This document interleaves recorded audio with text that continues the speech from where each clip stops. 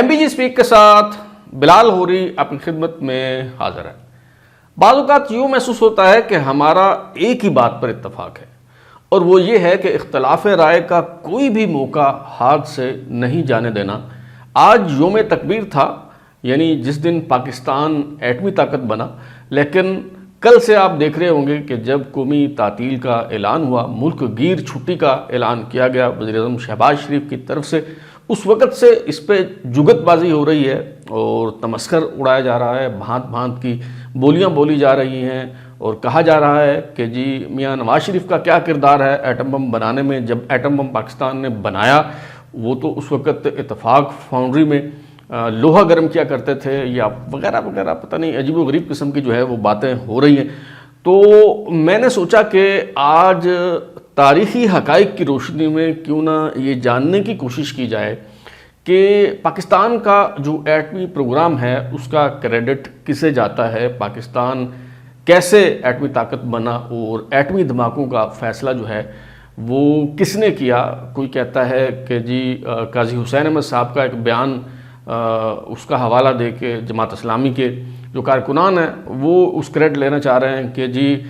قاضی حسین احمد نے کہا تھا کہ نواز شریف اگر تم نے ایٹمی دھماکہ نہ کیا تو قوم تمہارا جو ہے وہ دھماکہ کر دے گی۔ کوئی کہتے ہیں جی جو نوائے وقت کے ایڈیٹر ان چیف ہیں مجید نظامی صاحب، انہوں نے ایٹمی دھماکہ کروایا۔ کچھ کہتے ہیں جی اس وقت کے جو آرمی چیف تھے جنرل جہانگیر کرامت، انہیں کریڈٹ جاتا ہے۔ کچھ کہتے ہیں جی ان کا کیا لینے دینا، جی وہ تو جو ڈاکٹر عبدالقدیر خان کو کریڈٹ جو ہے وہ جاتا ہے۔ یہاں تک کہ شیخ رشید صاحب جیسے لوگ جو ہیں وہ بھی ایٹمی دھماکوں کا کریڈٹ لینے کی کوشش کر رہے ہیں۔ تو میں آج کوشش کروں گا کہ سیاسی پسند اور ناپسند سے قطع نظر محض تاریخی حقائق کی روشنی میں آپ کو یہ بتانے کی کوشش کروں کہ پاکستان کو ایٹمی قوت بنانے کا کریڈٹ جو ہے وہ کسے جاتا ہے۔ تو سب سے پہلے تو ہم یہ جاننے کی کوشش کرتے ہیں کہ پاکستان کا ایٹمی پروگرام جو ہے وہ انیشیٹ کیسے ہوا۔ اچھا، اس کے لیے کتابیں بھی حوالہ میں ان کتابوں کا صرف دوں گا جو پرو اسٹیبلشمنٹ کتابیں ہیں، ایسی کتابوں کا میں حوالہ نہیں دوں گا جن کے بارے میں یہ شبہ ہو کہ وہ کسی سیاسی جماعت کے جو ہے وہ حمایت یافتہ ہیں یا ان کی طرفداری جو ہے وہ ان کتابوں میں کی گئی۔ مثال کے طور پہ یہ پہلی کتاب جس کا حوالہ میں آپ کو جو ہے وہ دینے لگا ہوں، یہ بریگیڈیئر نعیم سالک صاحب نے کتاب لکھی ہے، learning to live with the bomb, Pakistan 1998 to 2016۔ Brigadier Naeem Salik صاحب جنہوں نے یہ کتاب لکھی ہے، یہ پاکستان کا افواج پاکستان کا جو اسٹریٹجک پلانز ڈویژن ہے، جو پاکستان کے ایٹمی پروگرام کی نگرانی کا ذمہ دار ہے، یہ اس کے جو ہے وہ سربراہ رہے ہیں، اور انہوں نے جو ہے وہ یہ کتاب لکھی ہے۔ اچھا، اس کتاب کا صفحہ نمبر ہے 32، اور اس پہ وہ لکھتے ہیں کہ ذوالفقار علی بھٹو جب ایوب خان کی کابینہ میں وزیر تھے تو انہوں نے تجویز دی کہ ہمیں بھی ایٹمی پروگرام شروع کرنا چاہیے، کیونکہ اس وقت بھارت نے جو ہے وہ ایٹمی پروگرام اپنا شروع کر دیا تھا، اور اس کے لیے صرف 300 ملین روپے جو ہے وہ درکار تھے۔ لیکن وہ 300 ملین روپے بھی ایوب خان صاحب جو ہیں وہ انہوں نے نہیں دیے، اور انہوں نے ذوالفقار علی بھٹو کی تجویز جو ہے وہ مسترد کر دی، اور انہوں نے کہا، یہ اس کتاب میں لکھا ہوا ہے، ایوب خان نے کہا کہ if India makes an atomic bomb then we will also do so even if we have to eat grass or go hungry۔ یہ بھٹو صاحب نے جو ہے وہ کہا تھا۔ اچھا، لیکن اس پہ ایوب خان صاحب جو ہیں وہ انہوں نے کیا کہا، انہوں نے کہا کہ ان کی میٹنگ کروائی بھٹو صاحب نے منیر احمد خان سے لنڈن میں دسمبر 1965 میں، یہ پیج نمبر 34 ہے۔ اچھا، انہوں نے کیا کہا، at the end of all this Ayub felt that for US $150 million، اچھا، felt that Pakistan was too poor to afford such an expensive, adding that if ever they did need the bomb, it would be bought off the shelf from one of their friends۔ جو ایوب خان صاحب تھے وہ سمجھ رہے تھے کہ شاید یہ جو ایٹم بم ہے یہ پتہ نہیں کوئی گیس ہے، بجلی ہے، یا کوئی آئل ہے کہ جو ہم کسی دوست ملک سے آف شیلف جو ہے وہ خرید لیں گے۔ انہوں نے ایٹمی پروگرام میں دلچسپی ظاہر نہیں کی۔ الٹیمیٹلی ذوالفقار علی بھٹو صاحب جب پرائم منسٹر بنے ہیں، انہوں نے عنان اقتدار سنبھالی ہے، تو پھر انہوں نے وہ پاکستان کا ایٹمی پروگرام جو ہے اس کا آغاز کیا، اور انہوں نے کہا کہ ہم گھاس کھا لیں گے لیکن ایٹم بم بنائیں گے، اور پھر انہوں نے اس پروگرام کو جو ہے وہ آگے بڑھایا۔ تو ایٹمی پروگرام جو شروع کرنے کا کریڈٹ ہے وہ ذوالفقار علی بھٹو صاحب کو جاتا ہے۔ اس حوالے سے کسی کو کوئی شک و شبہ جو ہے وہ نہیں ہونا چاہیے۔ اب سیاسی قیادت ظاہر ہے فیصلہ ہی لیتی ہوتی ہے، سیاسی قیادت نے فیصلے ہی کرنے ہوتے ہیں۔ اب کوئی بھی پرائم منسٹر، کسی بھی ملک کا پریزیڈنٹ یا پرائم منسٹر، وہ لیبارٹری میں جا کے تجربے تو نہیں کرتا نا، وہ خود سے ایٹم بم تو نہیں بناتا، وہ ایک فیصلہ لینا ہوتا ہے، پالیسی ڈیسیژن جو ہے وہ پولیٹیکل لیڈرشپ نے کرنا ہوتا ہے۔ تو ڈیفینیٹلی ہمارے جو سائنسدان ہیں جن میں doctor Abdul Qadeer Khan is one of them, ان سب کو بھی جو ہے وہ اس بات کا کریڈٹ جاتا ہے۔ تو دوسرا بندہ جس کو کریڈٹ جاتا ہے پاکستان کے ایٹمی پروگرام کا، وہ ابھی ہم اس پہ بات کرتے ہیں کہ کس کو جاتا ہے۔ اب وہ پاکستان نے 28 مئی کو بھارت کے ایٹمی دھماکوں کے جواب میں جو ہے وہ جو ایٹمی دھماکے کرنے کا فیصلہ کیا۔ اب اس پہ کچھ دوست جو ہیں وہ اس قدر سطحی باتیں بھی کر رہے ہیں کہ جی بھارت کے ایٹمی دھماکوں کے بعد پاکستان نے جی ایٹمی دھماکے کرنے ہی تھے، اس میں کیا بڑی بات ہے؟ بڑی بات میں بتاتا ہوں آپ کو کیا ہے۔ 5 ٹیلی فون کیے، امریکی صدر بل کلنٹن نے $5 بلین کا پیکج آفر کیا، اور ایک طرف یہ کیرٹس تھیں اور دوسری طرف جو ہے وہ یہ دھمکیاں بھی تھیں کہ پابندیاں لگا دیں گے، ہم آپ کو یہ کر دیں گے، وہ کر دیں گے۔ تو یہ بہت مشکل فیصلہ تھا، کوئی آسان فیصلہ نہیں تھا، لیکن یہ فیصلہ ہوا کیسے، کس نے کیا، وہ ہم جاننے کی کوشش کرتے ہیں۔ اچھا، اس میں سب سے پہلے میں جو ہے وہ جو سیاسی سطح پہ کابینہ جو ہے وہ کہاں کھڑی تھی وہ میں آپ کو بتاتا ہوں۔ سرتاج عزیز مرحوم کی یہ کتاب ہے بٹوین ڈریمز اینڈ ریئلٹیز۔ اچھا، یہ ایسی شخصیت ہیں جو ہمیشہ اسٹیبلشمنٹ کو قابل قبول رہے اور اسٹیبلشمنٹ کے لیے بھی بڑے قابل احترام سمجھے جاتے ہیں۔ اچھا، انہوں نے اپنی کتاب میں صفحہ نمبر 192 اور 193 ہے، آکسفورڈ یونیورسٹی پریس نے یہ کتاب چھاپی ہے، اس میں وہ لکھتے ہیں کہ ایک cabinet meeting was held the next day 14 مئی 1998۔ اچھا، وہ کہتے ہیں اس کابینہ کی میٹنگ میں کس نے مخالفت کی، کس نے حمایت کی ایٹمی دھماکوں کے لیے، یہ ذرا سن لیں۔ وہ کہتے ہیں کہ only 3 members took a hawkish line and advocated that unless we retained strategic parity with India, our very existence would be threatened۔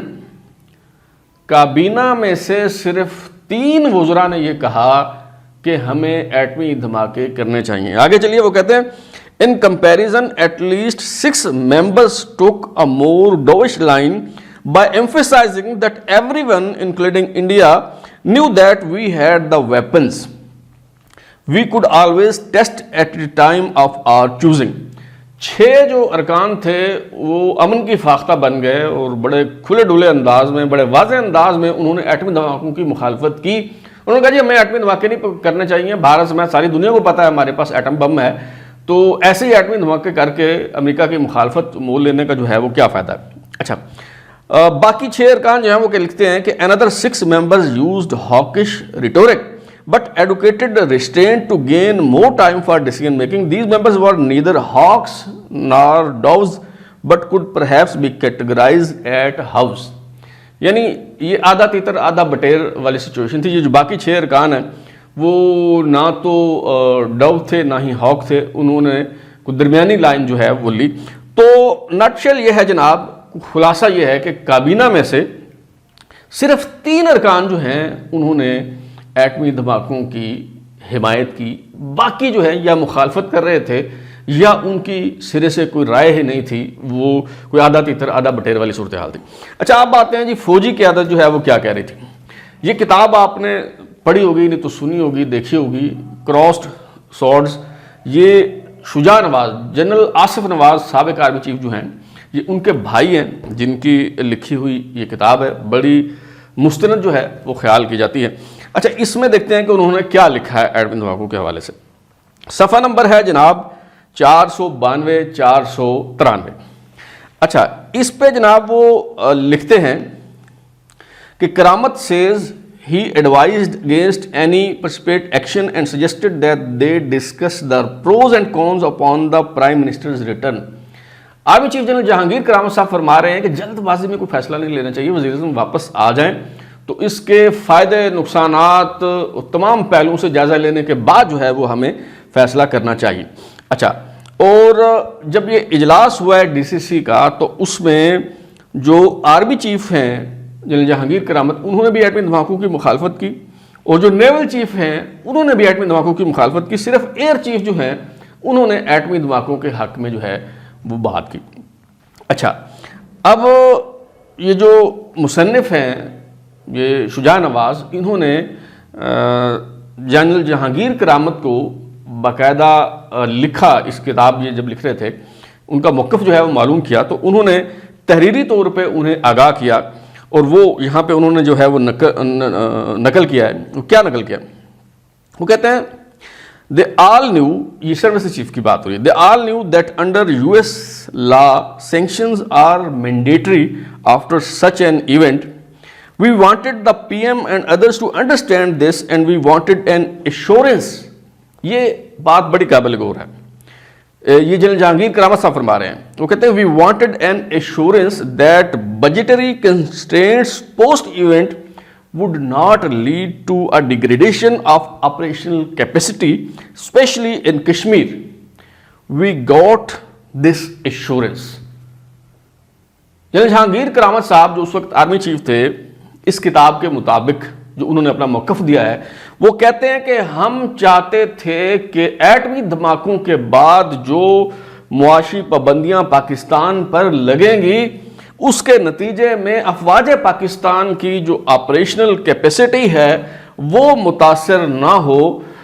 اور اس بات کی یقین دہانی ہم چاہتے تھے، اور یہ یقین دہانی ہمیں پرائم منسٹر صاحب کی طرف سے کروا دی گئی، تو انہوں نے کہا جی ٹھیک ہے کر لیں دھماکے۔ یعنی سارا جو معاملہ تھا وہ یہ تھا کہ بھائی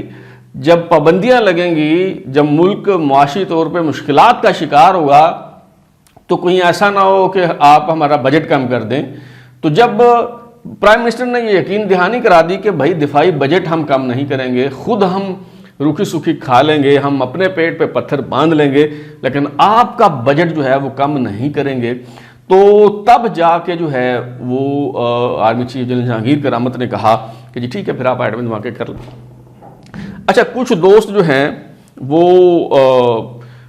اس پہ پہلے میرا جو دوسرا چینل ہے تاریخ کے حوالے سے ترازو، اس پہ آپ کو پتا کہ میں نے ایک پوری سیریز کی اور ساری چیزیں جو ہے وہ میں نے تاریخی حقائق کی روشنی میں بیان کی، تو اس پہ ایک دوست جو ہیں بڑے اچھے دوست ہیں، انہوں نے کامنٹ کیا، انہوں نے کہا جی نواز شریف تو ایٹمی دھماکے کرنا نہیں چاہتا تھا، وہ تو بھائی وہ فوج نے دھماکے کرائے بڑا اس پہ دباؤ ڈال کے۔ میں نے پھر یہ حوالہ انہیں دیا اور میں نے بتایا، میں نے کہا بھائی آپ مجھے بتائیں، آپ کا نیول چیف مخالفت کر رہا ہے، آپ کا آرمی چیف جو ہے وہ مخالفت کر رہا ہے، یہ مخالفت ہی ہے نا کہ وہ کہتے ہیں کہ جی ہمارا بجٹ ڈسٹرب نہیں ہونا چاہیے۔ اچھا، اور کابینہ کی اگر صورتحال دیکھیں تو یعنی 15 میں سے 3 ارکان جو ہیں وہ صرف حمایت کر رہے ہیں اور باقی جو ہیں وہ مخالفت کر رہے ہیں۔ تو میں نے کہا جی پھر تو ایک ہی صورت ہے، اگر نواز شریف بھی ایٹمی دھماکے نہیں کرنا چاہتا تھا آپ یہ کہتے ہیں، میں مان لیتا ہوں، لیکن وہ ایک ہی صورت میں ممکن ہے کہ جو ہمارا ایٹمی پروگرام ہے وہ خود کار تھا، وہ خود ہی چل گیا پٹاخہ پٹوکھا۔ اچھا، پٹاخے سے یاد آیا، ایک وفاقی وزیر ایسے بھی تھے جو اس ڈر اور اس خوف سے ملک چھوڑ کر چلے گئے، پاکستان سے باہر چلے گئے، اور خود انہوں نے یہ اعتراف کیا ہے کہ جی کہیں پٹاخہ جو ہے وہ اوپر نیچے نہ ہو جائے کہیں، وہ تو اس ڈر سے وہ ملک چھوڑ کے جو ہے وہ چلے گئے۔ آج وہ صاحب بھی جو ہے وہ کریڈٹ لے رہے ہیں، اور ان صاحب کا نام جو ہے وہ شیخ رشید احمد ہے۔ تو قصہ مختصر یہ کہ جس طرح کرکٹ کا ورلڈ کپ جو ہے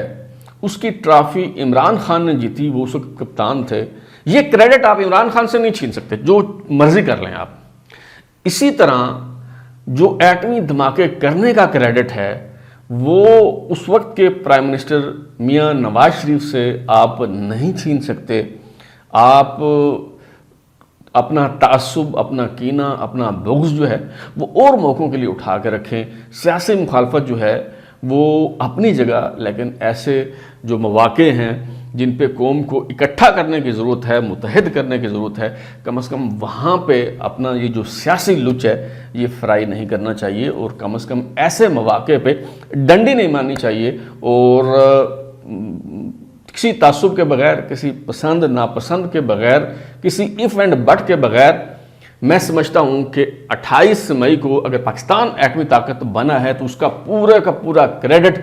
پرائم منسٹر میاں نواز شریف کو جاتا ہے، اور اس بات پہ انہیں جو ہے وہ سلوٹ بنتا ہے۔ اب تک کے لیے اتنا ہی۔ بلال ہوری کو اجازت دیجیے، پھر ملاقات ہوگی۔ اگر آپ کو ہمارا شو پسند آیا تو اسے لائک کریں، کامنٹ کریں، شیئر کریں، اور ہمارا چینل سبسکرائب کرنے کے بعد بیل آئکن یعنی گھنٹی ضرور دبائیں تاکہ آپ کو نئی ویڈیوز کے نوٹیفیکیشن ملتے رہیں۔ بہت شکریہ۔